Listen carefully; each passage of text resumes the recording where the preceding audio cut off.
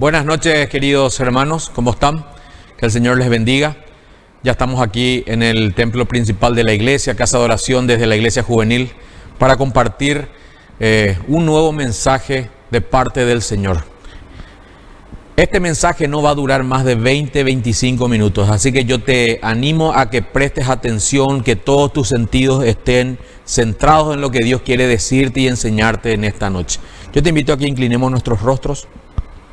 Vamos a hablar. Señor, damos gracias, Señor, porque tú eres bueno, porque nos estás enseñando, porque nunca te cansas, Señor, de instruir a tu iglesia, a tu familia, a tus hijos. En esta noche, Señor, queremos seguir aprendiendo sobre las verdaderas amistades, Señor.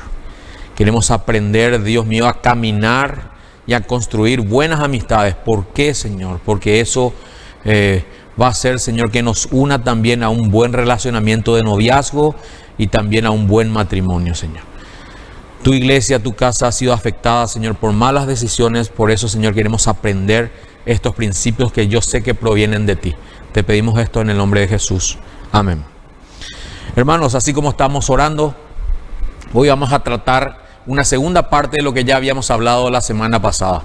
El título de nuestro mensaje es "Son mejores dos que uno". Y vamos a hacer una segunda parte que tiene relación con el noviazgo o con un futuro noviazgo. Así que yo te animo a que prestes atención y vas a entender la importancia de la amistad y vas a comprender por qué el Señor dice que son mejores dos que uno. Habíamos visto que Eclesiastés capítulo 4, versículo 9 dice lo siguiente. Eclesiastés 4:9 dice: es mejor ser dos que uno, porque ambos pueden ayudarse mutuamente a lograr el éxito. Si uno cae, el otro puede darle la mano y ayudarle, pero el que cae y está solo, ese sí está en problemas. Cuando la Biblia, hermanos, nos habla, también nos da muchas advertencias. Y en este caso nos está hablando de una posible o eventual situación donde podamos permanecer solos. Dice que son dos mejores que uno. Por lo cual podemos decir, hermanos, que Dios está muy a favor de que el hombre se case, de que la mujer se case. Dios ama un noviazgo santo, Dios ama un matrimonio santo, una unión santa. Pero yo quiero que podamos subrayar esa palabra, una unión santa. Es ahí donde debemos sumergirnos, porque estamos habituados a unirnos sin Dios, a hacer alianzas principalmente de amistades y noviazgos, los cuales no son santos, donde Dios no tiene participación, donde Dios no haya cabida, donde los estatutos y los mandamientos de Dios no son importantes, sino solamente nos sumergimos en un mar de sentimientos y sensaciones y queremos que Dios bendiga esa unión. Es por eso que tenemos que entender, hermanos, que Dios diseñó el matrimonio para sus hijos. Dios no diseñó el matrimonio para la gente que anhela y desea vivir sin Dios.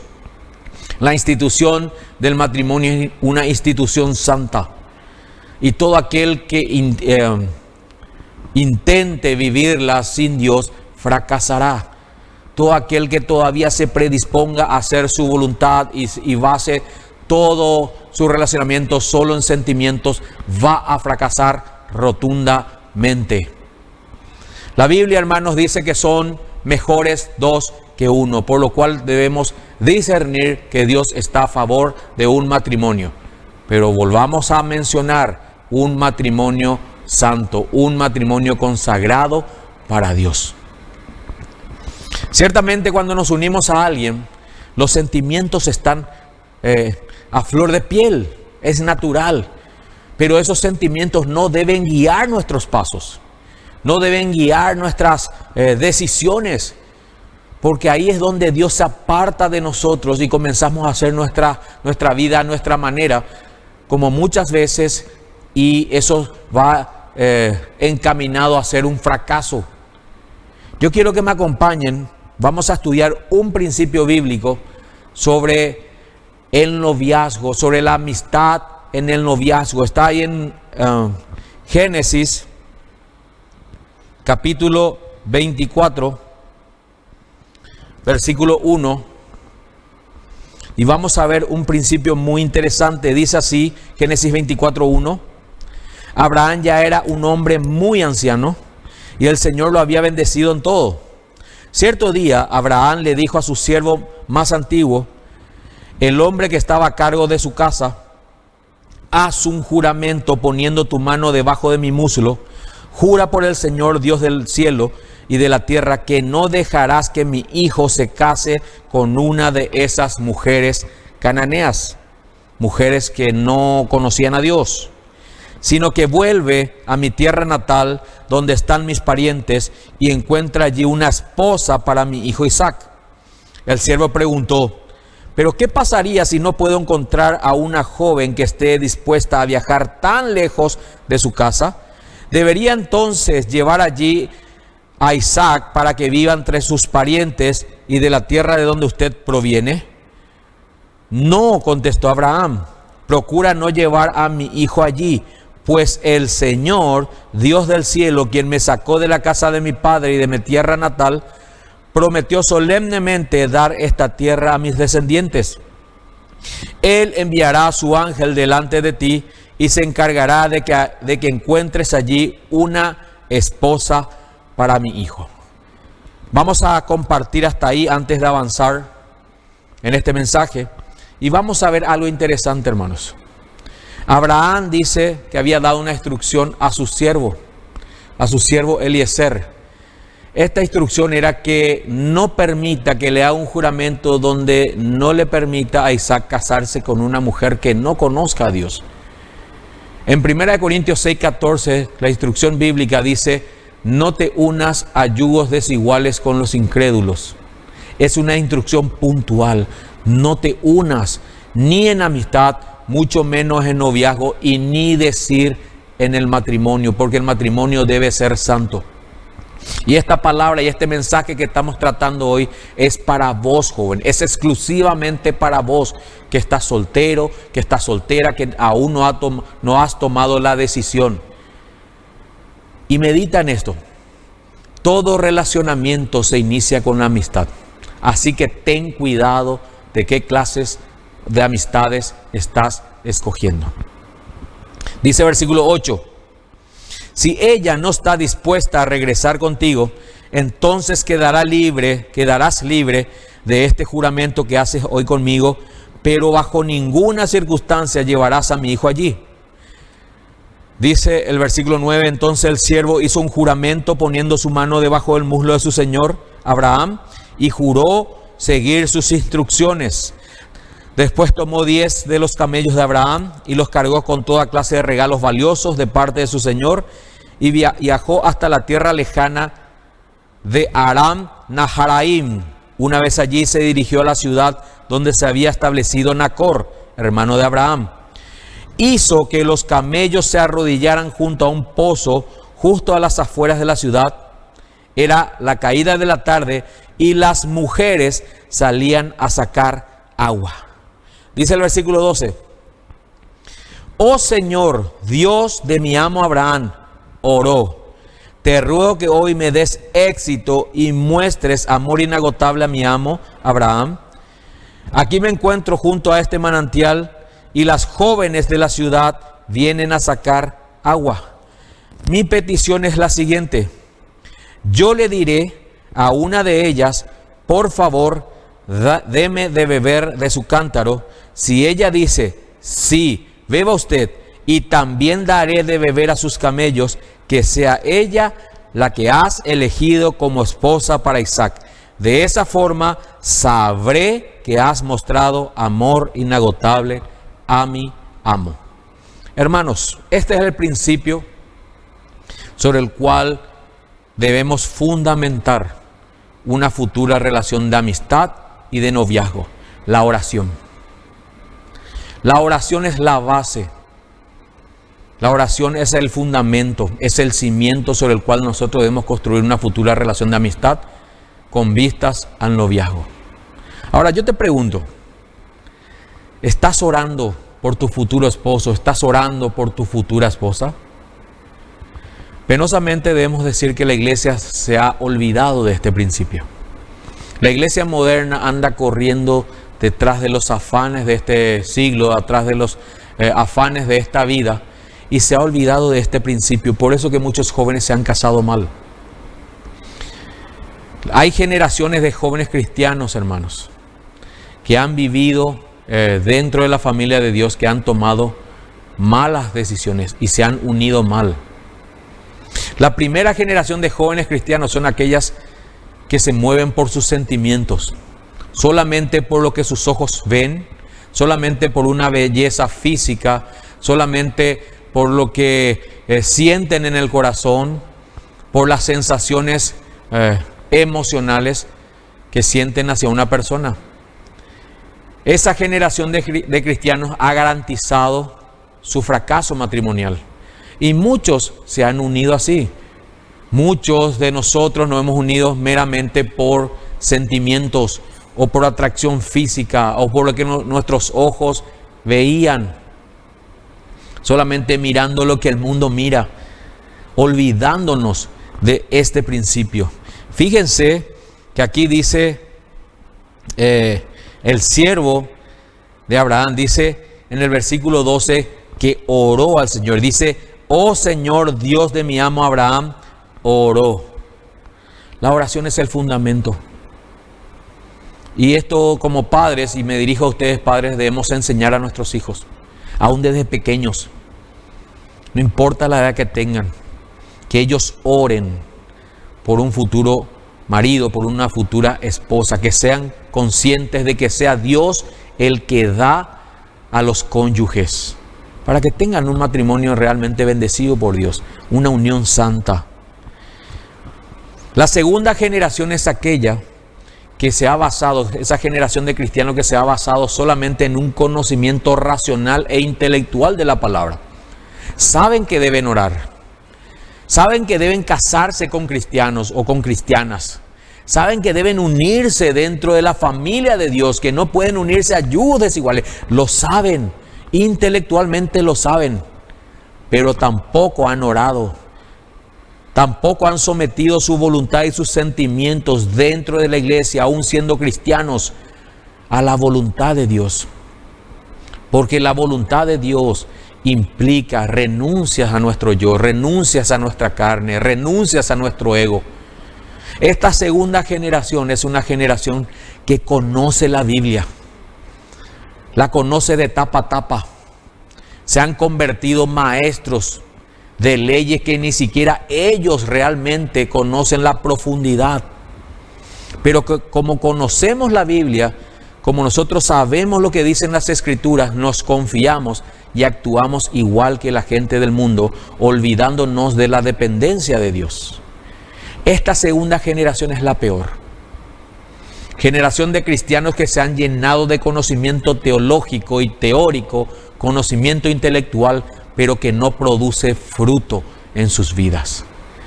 Entonces solamente se impresionan cuando ven a una joven con apariencia de piedad, con conocimiento intelectual de las Escrituras.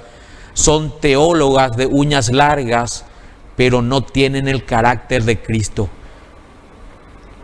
Se impresionan ante el conocimiento de un varón que se han convertido en estudiosos de la Biblia y solamente han cargado con títulos intelectuales, pero que no tienen el carácter de Cristo, y se unen de esa manera. No pasan 2 o 3 o 4 años para que ese matrimonio fracase, y no comprenden y se preguntan: ¿por qué mi matrimonio fracasó?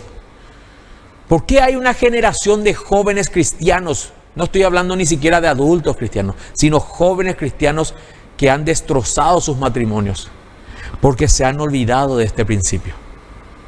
Creyeron que con conocer la Biblia, asistir a la iglesia y conocer a un joven o a una joven que asista a su misma congregación, que sirva en algún ministerio, sea alabanza, danza, ujier, sonidos, transmisión, y que pertenezca a un grupo de oración o que asista a un grupo de oración y se congregue regularmente, era suficiente.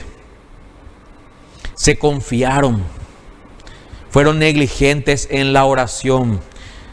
Fíjense que dice acá, el versículo 12, voy a volver a leer, dice: oh Señor, Dios de mi amo Abraham, oro, te ruego que hoy me des éxito y muestre amor inagotable a mi amo Abraham.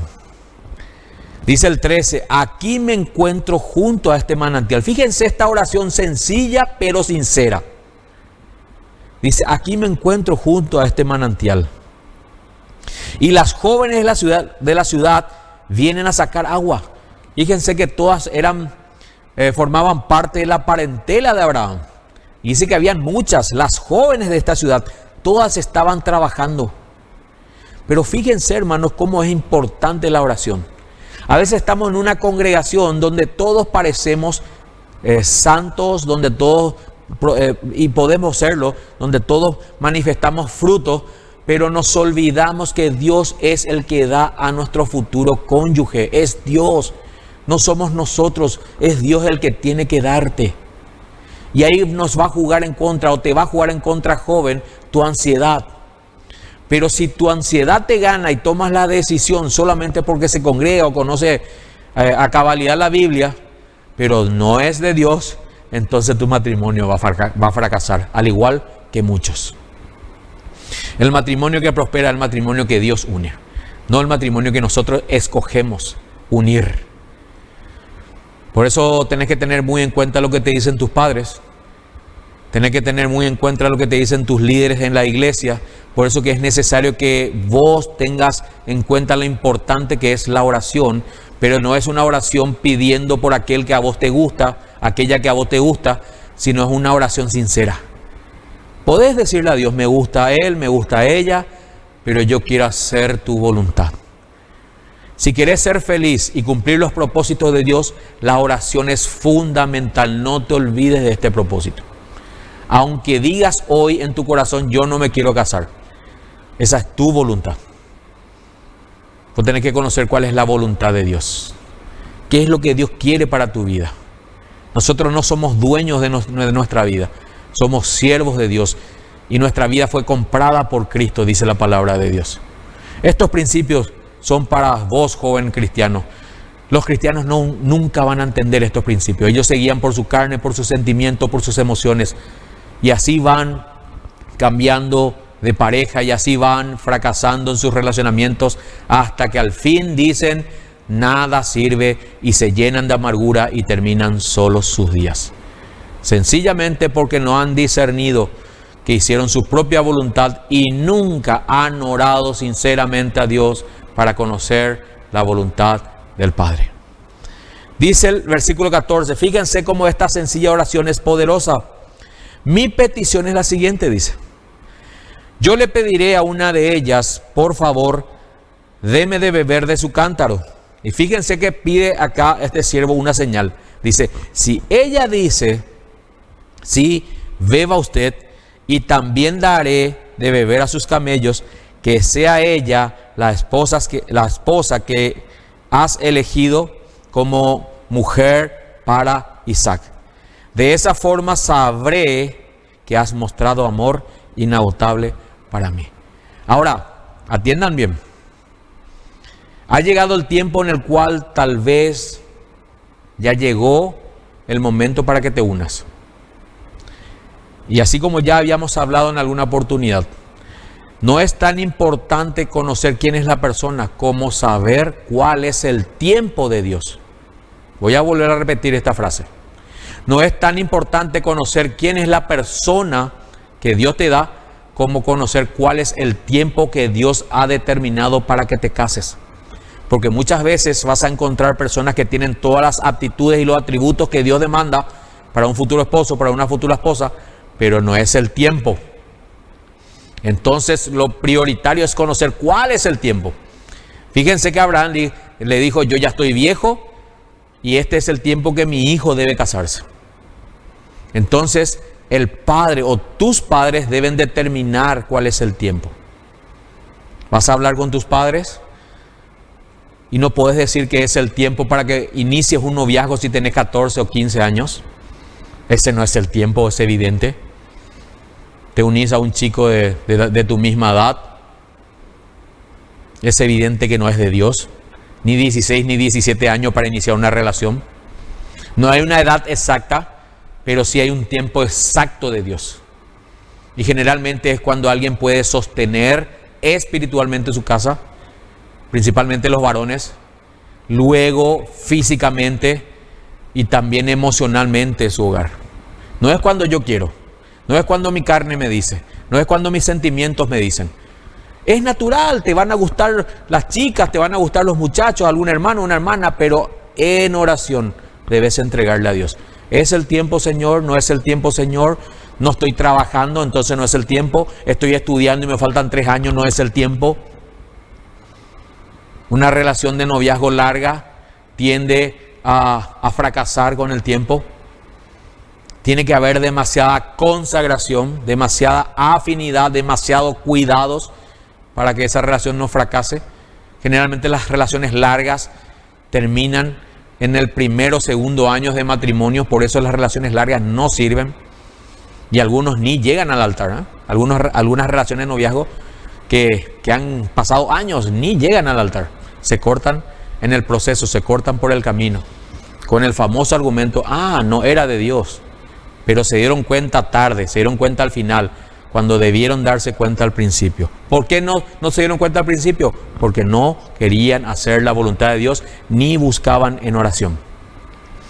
Dice que el siervo puso una señal, que me traiga agua a mí y que le dé también a los camellos.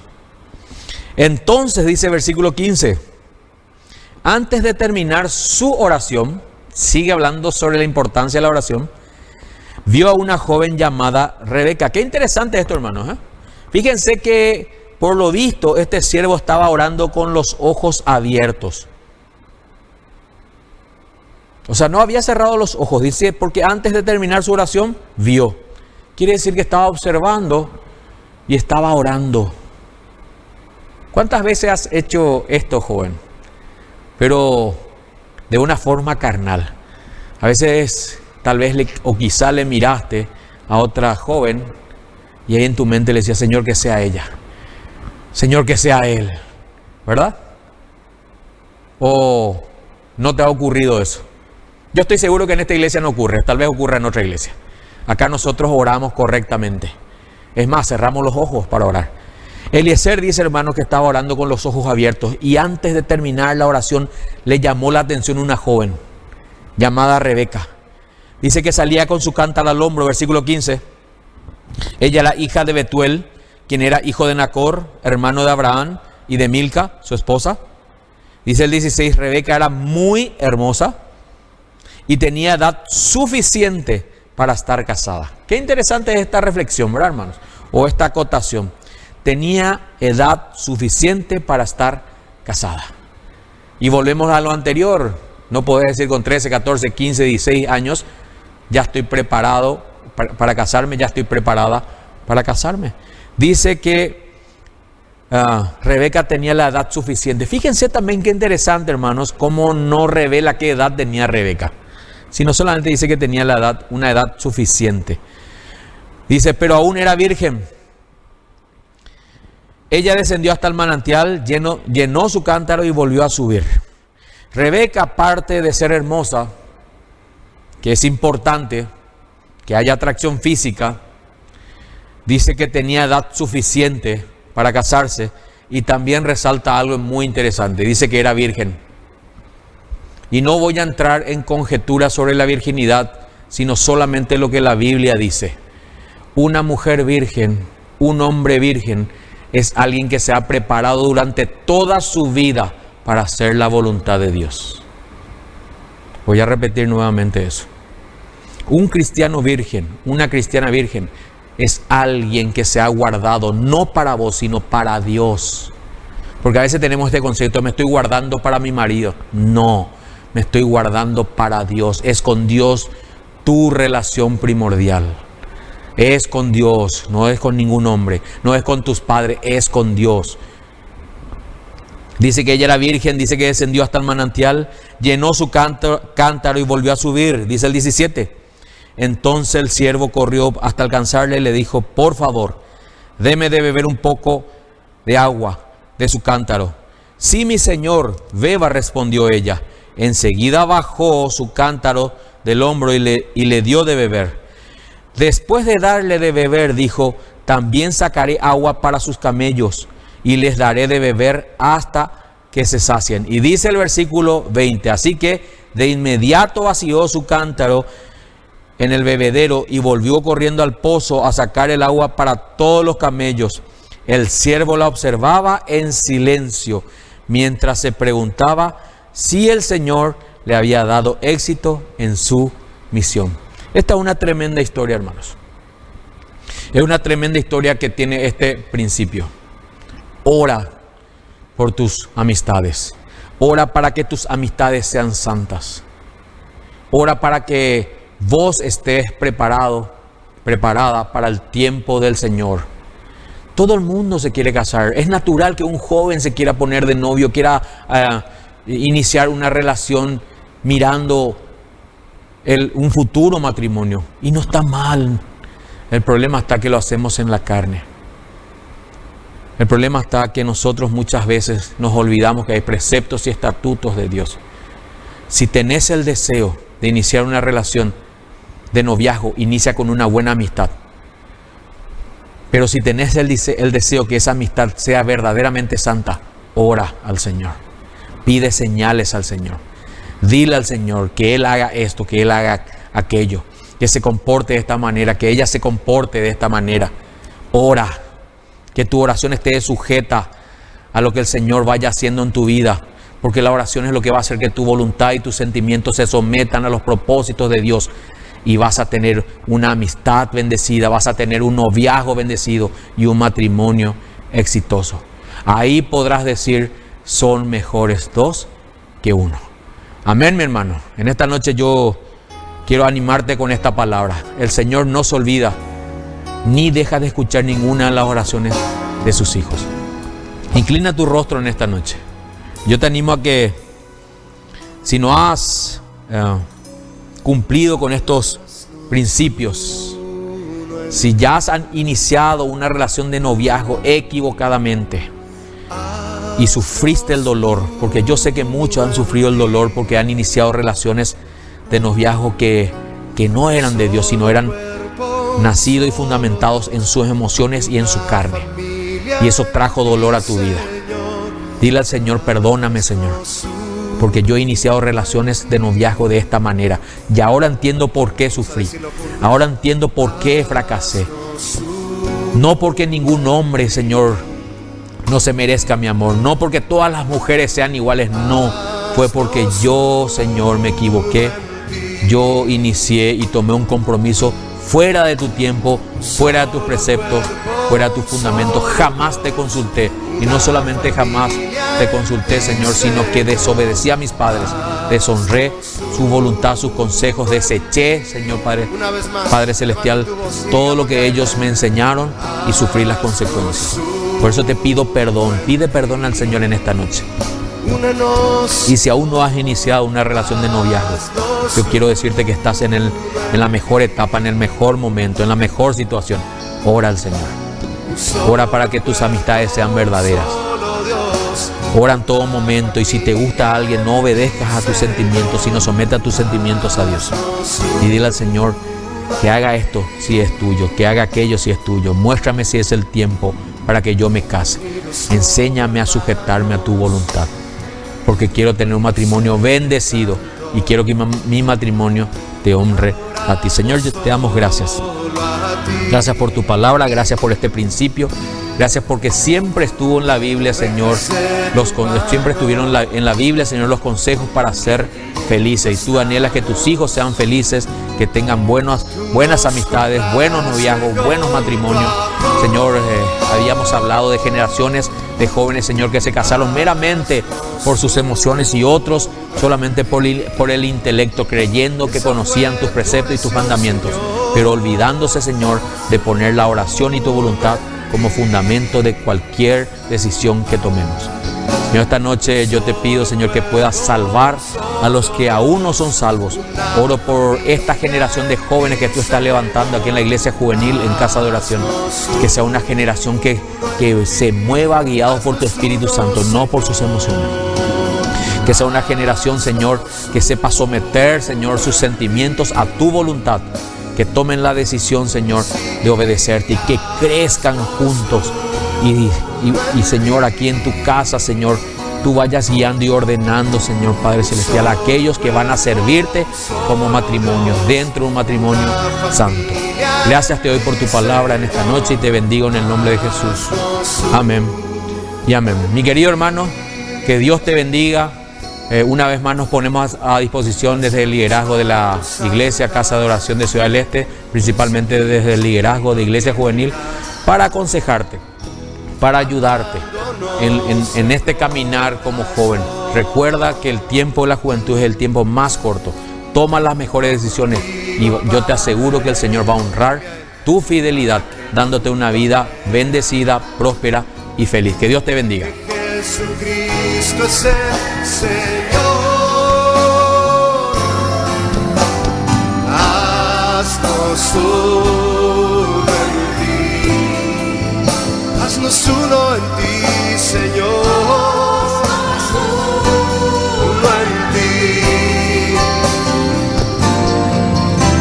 Un solo cuerpo, un solo Dios, una familia en ti, Señor.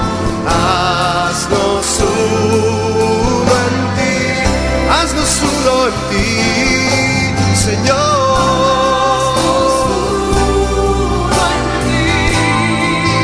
Haznos uno en ti, Señor. Y Jesús, un solo cuerpo, un solo Dios, una familia en ti, Señor. Haznos uno en ti. Dile conmigo alzando tus manos, díselo a Él. Y alzamos manos santas, sin iras ni contiendas, amándonos de corazón. Uno contigo, Padre, para que el mundo crea que Jesucristo es el Señor. Dilo, haznos uno en ti. Haznos uno en ti, Señor. Un solo cuerpo, un solo Dios, una familia en ti, Señor. Haznos uno en ti, haznos uno, Señor. Haznos uno en ti. Haznos uno en ti. Un solo cuerpo, un solo Dios, una familia en ti, Señor. Haznos uno en ti. Haznos uno en ti. Haznos uno en ti.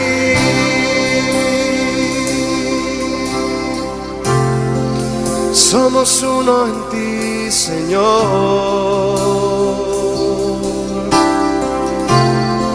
Un solo cuerpo, una sola fe, una sola esperanza y un solo Dios digno de alabanza.